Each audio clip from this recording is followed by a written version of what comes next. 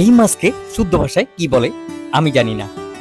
আমাদের এলাকার লোক এই মাছকে হুঁশিয়াগুড়া অথবা হুঁশিয়াগুয়া নামে চেনে। আজকে আমি মাহবুব বাদ করে হুঁশিয়াগুয়া মাছ দিয়ে ভাত খেলাম। আসসালামু আলাইকুম রহমতুল্লাহ বরকাতুহ। আশা করি সবাই ভালো আছেন। আজকে আমি রেল লাইনের পাশ দিয়ে চলে যাচ্ছি বারৈরহাট কাঁচা বাজারের পূর্ব পাশে অবস্থিত মাহবুব বাদঘর নামে একটি বাদঘরে। উদ্দেশ্য, আজকে দুপুরে আমি সেখানে লাঞ্চ করব। আর আজকে আমাকে মাহবুব বাদঘরে নিয়ে যাচ্ছে বারৈরহাট চশমা গার্ডেনের কর্ণধার ছোট ভাই মিরাজউদ্দিন। যেতে যেতে একটি কথা আপনাদের বলে রাখি, অনেক সময় মানুষ আমার ভিডিও থেকে আমাকে ট্রল করে থাকেন, বলে থাকেন আপনি এখানে ভাত খান ওইখানে ভাত খান, এগুলো ফেসবুকে দেওয়ার কি দরকার।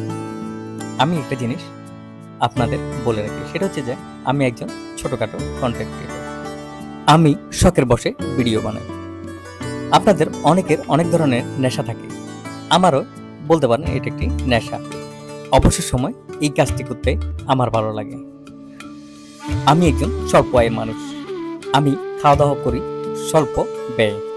আর আমি খাওয়া দাওয়া করার সময় আমার একটা চিন্তা ভাবনা থাকে, সেটা হচ্ছে যে অনেক মানুষ বারৈরহাটে আসেন বিভিন্ন এলাকা থেকে। সবাই কিন্তু অনেক টাকার মালিক না, অনেকে স্বল্প ব্যয়ে খাওয়ার চেষ্টা করেন। এই যে আমার এই ভিডিওগুলো দেখে কেউ যদি এই সব প্রতিষ্ঠানগুলো খুঁজে পান, তাহলে আমার ভিডিও করা সার্থক হবে। যাক, এই প্রসঙ্গ বাদ দিলাম। আমি মাহবুব বাদ করে এসে হুঁশিয়াগুয়া অর্ডার করলাম।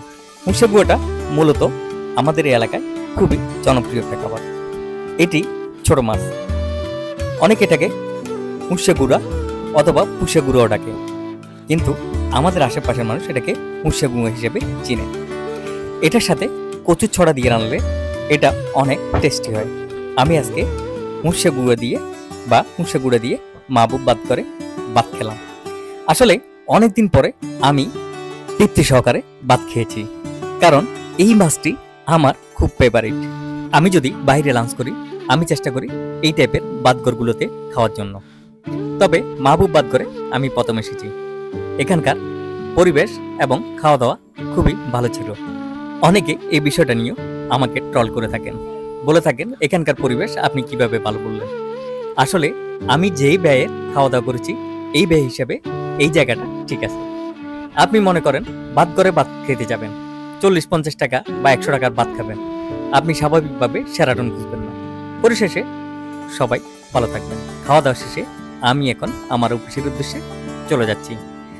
যারা মাহবুব বাদ করে আসতে চান তারা আসতে পারেন। অবশেষে সবাইকে ধন্যবাদ। আসসালামু আলাইকুম ওয়া রাহমাতুল্লাহি ওয়া বারাকাতুহু।